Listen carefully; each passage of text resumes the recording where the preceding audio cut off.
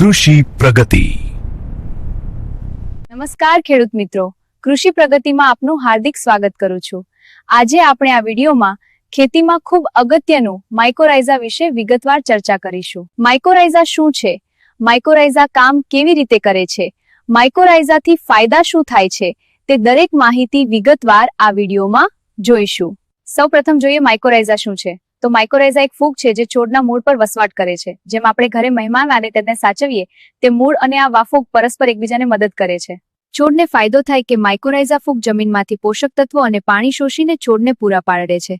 તેના બદલામાં છોડ માઇકોરાઇઝા ફૂગને મૂળ પર રહેવા માટે જગ્યા આપે છે અને પ્રકાશ સંશ્લેષણ દ્વારા બનેલા કાર્બોહાઈડ્રેટ્સ એટલે કે ખોરાક પૂરો પાડે છે.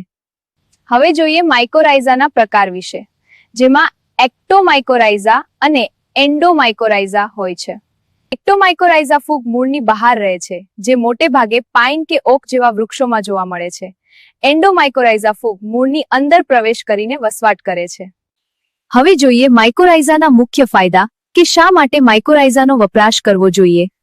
તે જમીનમાં ઊંડે જઈને ફોસ્ફરસ, નાઇટ્રોજન, ઝીંક અને લોહ જેવા તત્વો ખેંચી લાવી છોડને પહોંચાડે છે, એટલે કે પોષક તત્વોની ઉપલબ્ધતા કરાવે છે. ફૂગનું જાળું મોટું હોવાથી તે સૂકા વિસ્તારમાં પણ છોડને પાણી શોષવામાં મદદ કરે છે. છોડ તંદુરસ્ત બનતા તે જમીનજન્ય રોગ અને હાનિકારક બેક્ટેરિયા સામે રક્ષણ મળતા રોગ પ્રતિકારક શક્તિ વધે છે. તે જમીનમાં માઇક્રોબાયલ પ્રવૃત્તિ વધારે છે, ઓર્ગેનિક કાર્બનનું પ્રમાણ વધારે છે અને જમીનનું ધોવાણ ઘટાડે છે. તે ક્ષારવાળી જમીન કે ભારે ધાતુઓવાળી પ્રતિકૂળ પરિસ્થિતિમાં પણ છોડને જીવંત રાખવામાં મદદ કરે છે. હવે પ્રશ્ન થાય કે આનો ઉપયોગ ક્યારે અને કેવી રીતે કરવો. હંમેશા જમીનમાં ભેજ હોય ત્યારે જ ઉપયોગ કરવો. બજારમાં તે લિક્વિડ, પાવડર અને ગ્રેન્યુલ દાણાદાર ફોર્મમાં મળે છે. સ્ટાન્ડર્ડ કંપનીની જ વસ્તુ ખરીદવી. માઇકોરાઇઝાને ક્યારેય ફૂગનાશક દવાઓ સાથે મિક્સ ન કરવી. તેને ઓર્ગેનિક ખાતર સાથે આપવાથી વધુ ફાયદો થાય છે.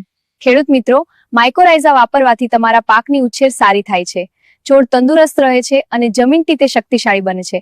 આ માટે માઇકોરાઇઝા ચોક્કસ રીતે ઉપયોગ કરીએ. ખેડૂત મિત્રો, જો તમને વિડીયો સારો લાગ્યો હોય તો લાઇક કરો, તમારા મિત્રો સાથે શેર કરો અને ચેનલને સબસ્ક્રાઇબ કરવાનું ભૂલતા નહીં. આ રીતે તમે કૃષિ વિષયક વધુ માહિતી સરળતાથી મેળવી શકશો. ખેડૂત મિત્રો, વધુ માહિતી માટે તમે કૃષિ પ્રગતિ મોબાઈલ એપ્લિકેશન પ્લે સ્ટોર પરથી, સ્ક્રીનમાં બતાવેલ QR કોડથી અથવા નીચે આપેલ ડિસ્ક્રિપ્શનમાં લિંક પરથી ડાઉનલોડ કરી શકો છો. વિડીયો સારો લાગ્યો હોય તો લાઇક કરી ચેનલને સબસ્ક્રાઇબ કરી દો, તેમજ માહિતી અન્ય ખેડૂત ભાઈઓને પણ મોકલી આપો. ધન્યવાદ.